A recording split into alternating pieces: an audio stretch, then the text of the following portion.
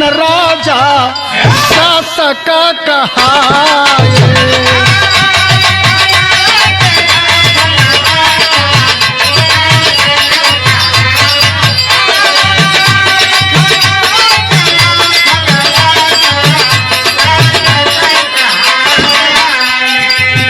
लखनऊ शहर के बीच जो आज लखनऊ के नाम से जाना जा रहा है, लाखन पासी वहीं के रहने वाले थे। आज उनके नाम पर पूरा लखनऊ बसा हुआ है, इसलिए कहना पड़ा। बिरहा में संकेत दिया है कवि ने, क्या दिया है? लखनऊ के लाखन राजा शासक कहाए।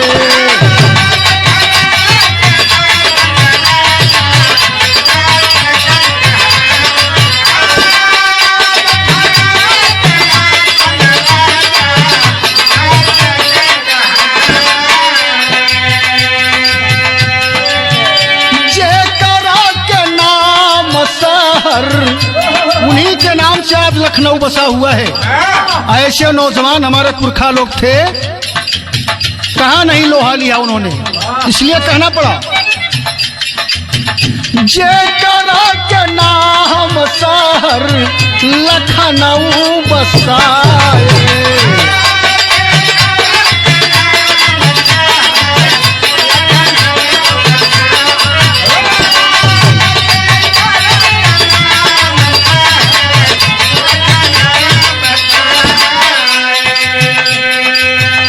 हरदोई सीतापुर में आज भी कायम वो स्थान है।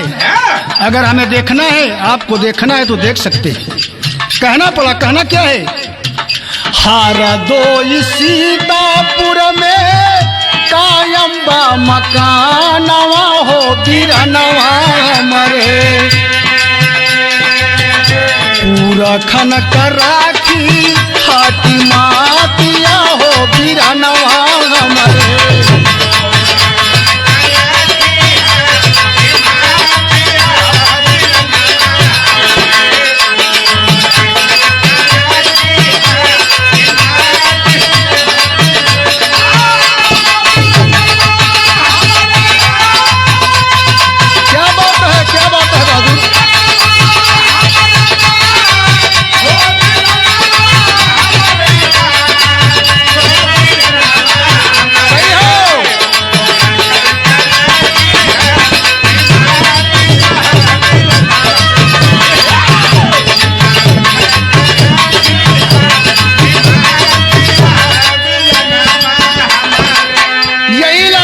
हिंदुस्तान की धरती पर मोहम्मद गजनवी से कितनी बार युद्ध किया है, इसलिए कहना पड़ा। कहना क्या है मास्टर? गजनवी से युद्ध कैले लाखन घन घोर हो।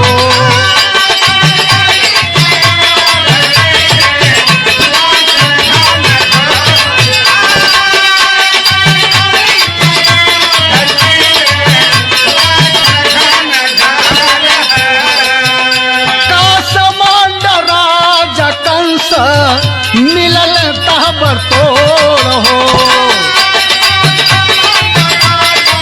क्या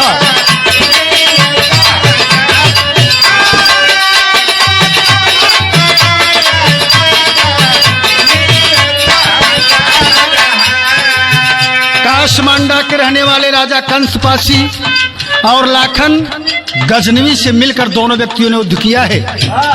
ये हमें प्रमाण मिलता है, इतिहास साक्षी है। लेकिन इनके साथ हुआ क्या? धोखवा में मारा गईले, छल किया गया, धोखा हुआ इन दोनों जवानों के साथ में। धोखवा में मारा गईले दूना खुंदिरा नवा हो सुगनवा हमारे। धोखवा में मारा गईले दूना हुन जवानवा हो बिरनवा हमारे। पूरा खन कर राखी हाटी मातिया हो बिरनवा हमारे।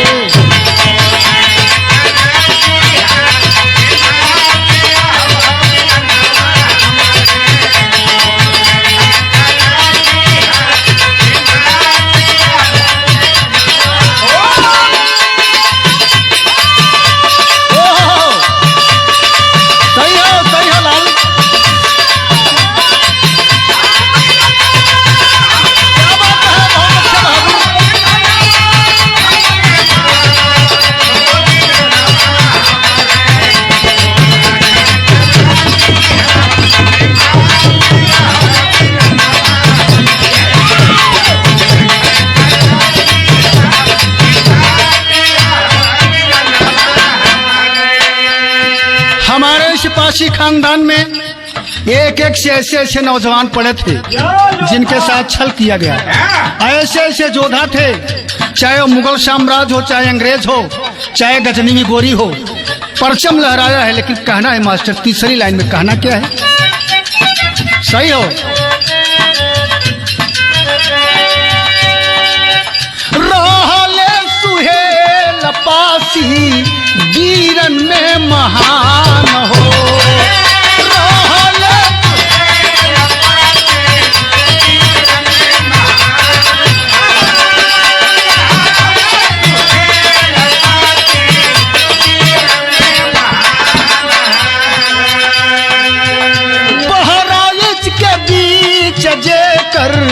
यही हमारा स्थान लखनऊ के बगल में गोंडा बहराइच, आज भी उनका स्थान, उनका मकान कायम है। कहना क्या है? बहराइच के बीच जेकर आज भी मकान हो।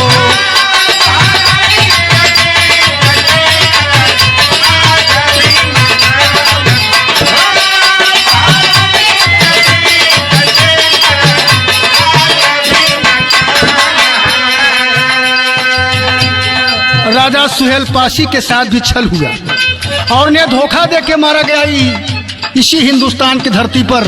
लेकिन कहना क्या है? मुगल गाजी बाध कैले, मुगल बादशाह सम्राट जब हिंदुस्तान की धरती पर आक्रमण किया तो सुहेल पासी ने घनघोर युद्ध हुआ, लेकिन धोखा किया गया। क्या किया गया?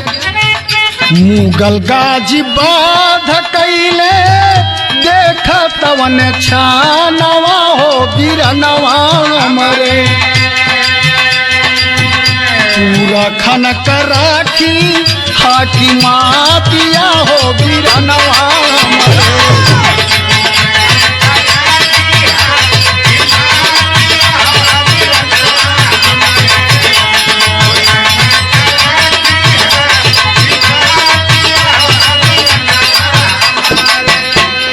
साथियों, आज हमें अपने पूर्वजों की बात को याद करना चाहिए, इतिहास उठा के पढ़ना चाहिए कि हमारे इस हिंदुस्तान की धरती पे एक हमारी कौम पासी जात की, हम आज एससी और बैकवर्ड के लोग कहाँ भ्रमण कर रहे हैं, अपने पुरखों की बात को भूल चुके हैं। इसलिए इस गीत के माध्यम से मैं गायक पंचमलाल यादव आपको संदेश दे रहा हूँ कि आप जरूर इस बात को यकीन करेंगे।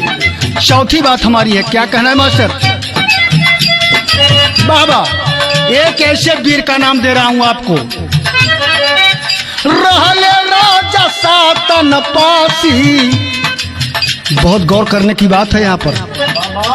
राजा सातन पासी रहले सात गो बिरानवा। सातन पासी सात भाई थे, सात।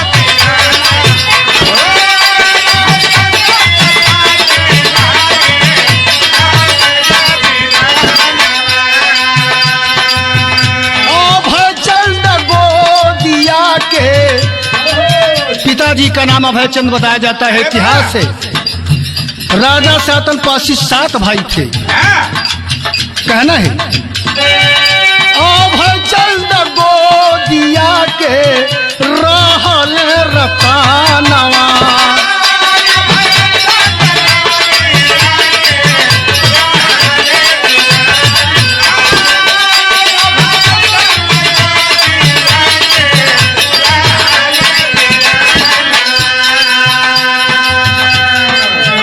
कानपुर इलाहाबाद फतेहपुर ससानवा हो बिरनवा हमरे।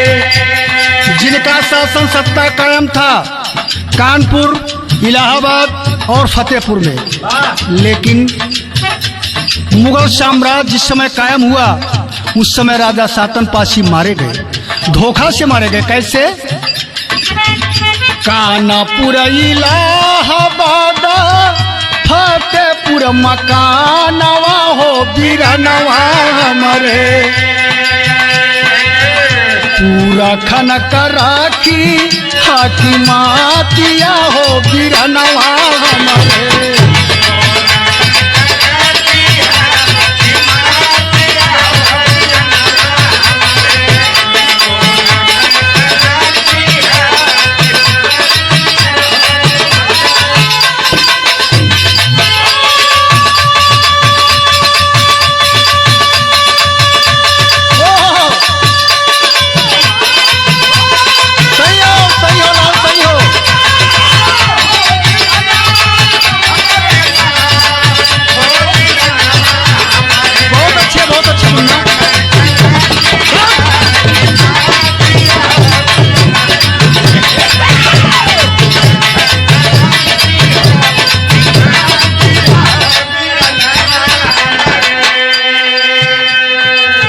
बहुत अच्छी बात विरह में कवि संकेत दे रहा है समझने के लिए।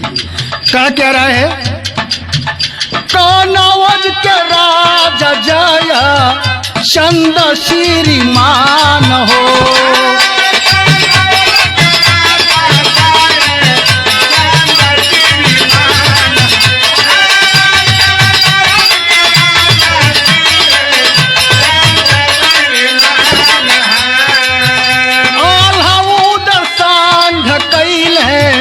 बिजली घमसान हो।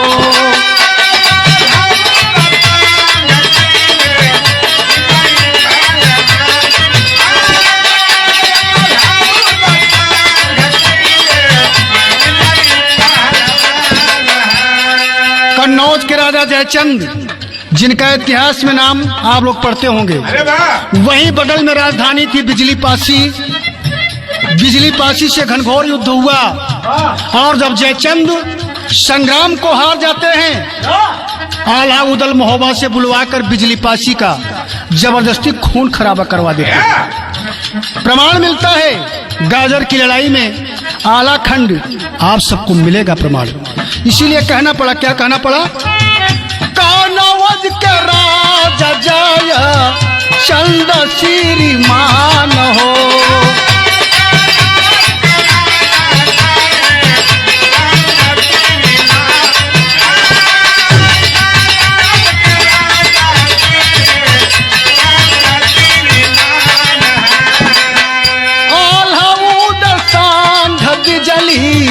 कैले घमसान हो।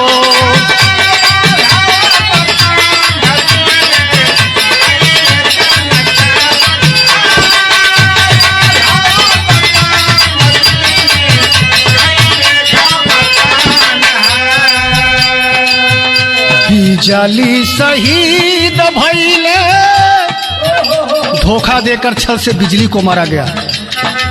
पूरे हिंदुस्तान में जिसका नाम अमर है बिजली पासी।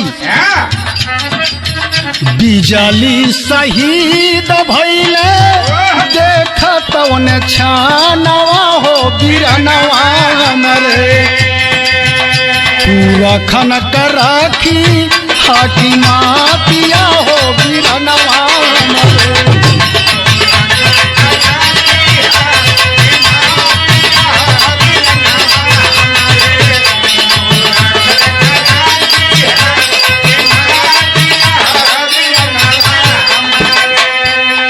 ऐसा इतिहास में प्रमाण मिलता है। आखिरी और अंतिम बात में कहना पड़ा मास्टर, उत्तर प्रदेश में माननीय 1991 में धरती पुत्र मुलायम सिंह की जब सरकार बनी समाजवादी पार्टी की, उत्तर प्रदेश के सीएम यानी मुख्यमंत्री माननीय मुलायम सिंह यादव हुए। 15 लाख करोड़ रुपया बिजली पासी के किले के जीर्णोद्धार के लिए दिया है। ऐसा प्रमाण मिलता है, इतिहास में भी है।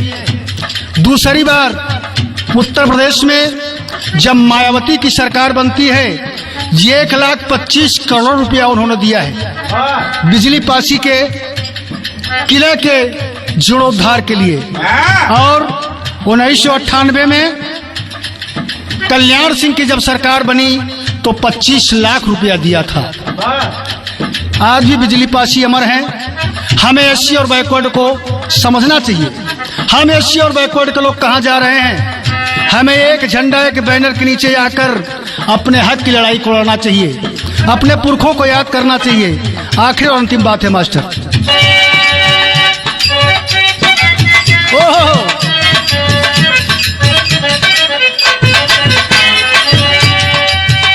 दाल चल राजा माहे सलो न रह भैया।